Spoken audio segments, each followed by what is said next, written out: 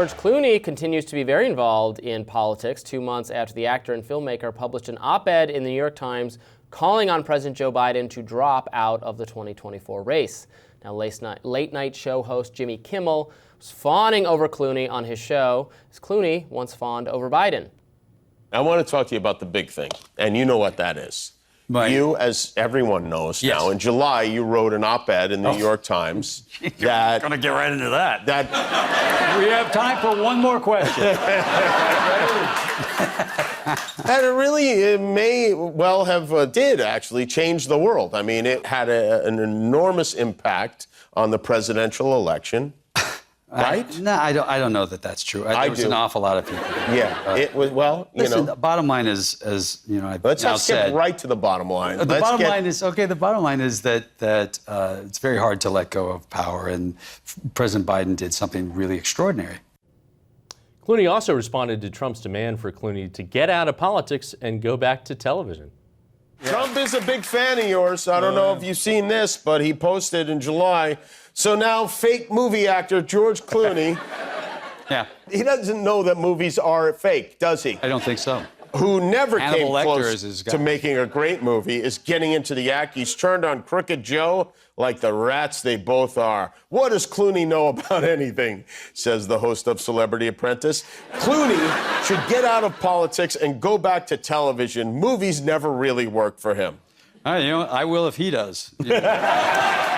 So, Kevin, what do you think? Should celebrities have a place in our politics? And George Clooney is not just a celebrity. He is a major fundraiser for Joe Biden. He and his wife, a lot of the funding for Joe Biden. That's really why it was consequential when he wrote that op-ed saying that Joe Biden needs to get out. It's not because we just need celebrities to weigh in all the time. It's because he speaks for money that was going to be that was behind Joe Biden, that was drying up because there was a lack of faith that Biden could possibly win after the debate performance. And before it, when he had that event that George Clooney was involved in, that Barack Obama spoke, and apparently it was kept secret for a few weeks.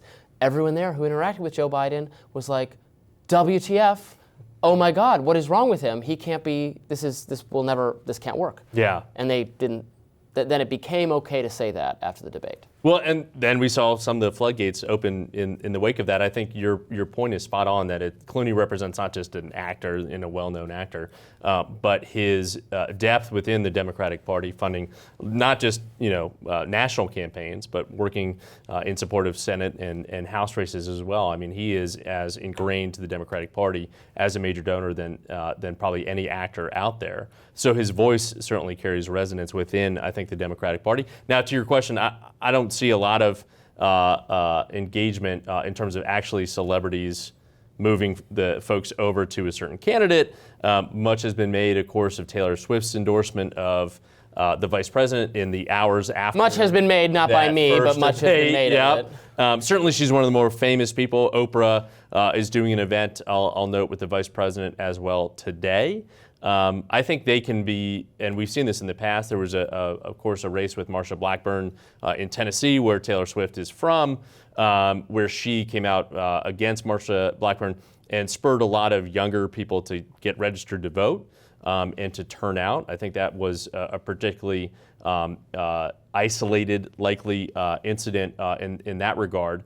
But certainly, not every celebrity is the same in terms of their impact on the electorate. I don't put a lot of faith, though, in these kind of endorsements. Similar to what we just talked about with these old school Republicans from the Reagan administration. William Webster, former CIA director, God love him. I don't know if that's actually persuading anybody to this side of the vice president, or Hulk Hogan with Donald Trump on the last night of the RNC in Milwaukee. Hulk Hogan and Kid Rock and the kind of like pro wrestling country sort of celebrity vibe. I mean, that's the Republican Party base now. So those are people that speak to that white male base that is fired up for the former president. Certainly that rural, lower class. Exactly. I mean, these are all increasingly a Republican demographic, that has changed over time. Yeah, and to your point, Joe Biden cut into that a little bit in terms of the white working class folks, especially men. But the vice president in polling has a deficit, certainly a larger deficit than when Joe Biden was in the race with those kind of populations. But I'll take John Legend over Hulk Hogan any day. But I'm a coastal elitist liberal, so what does that say? That's all right. We love you anyway. Do you think George Clooney, he was trying to be humble there? He knows that he was extremely responsible for the decision that took place. There he was saying, oh, I don't know that I did that much. Come on.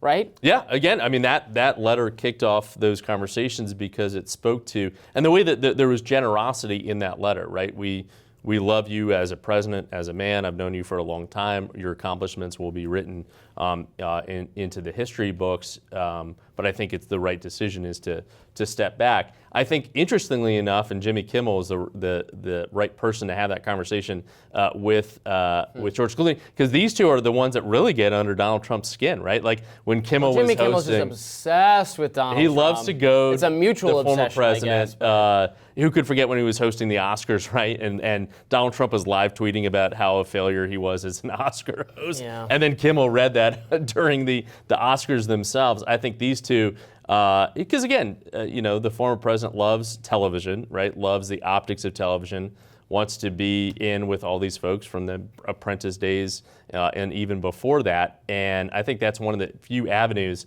that really gets under his skin is when celebrities turn against him. Well, and he'd probably do himself some favors by just ignoring it if he could. But All also caps, they're just I hate Taylor obsessed Swift, with him. you I mean, know? they need him. If he was back, for all their threats that this is the end of democracy if Donald Trump returns to the White House, they would be loving it. They would be loving having something to talk about. I think again, every CNN day. certainly would be loving it. The media would be loving it. Yeah. The Hollywood would be loving it because it gives them content. It's Joker and Batman. They need him. They need him. They want him. And it would be very good for their bottom line. Which could very well be the plot of the new Joker movie that's coming out, Yeah. if Donald Trump makes an appearance. Oh, my goodness. All right, we will continue to follow that. More Rising right after this.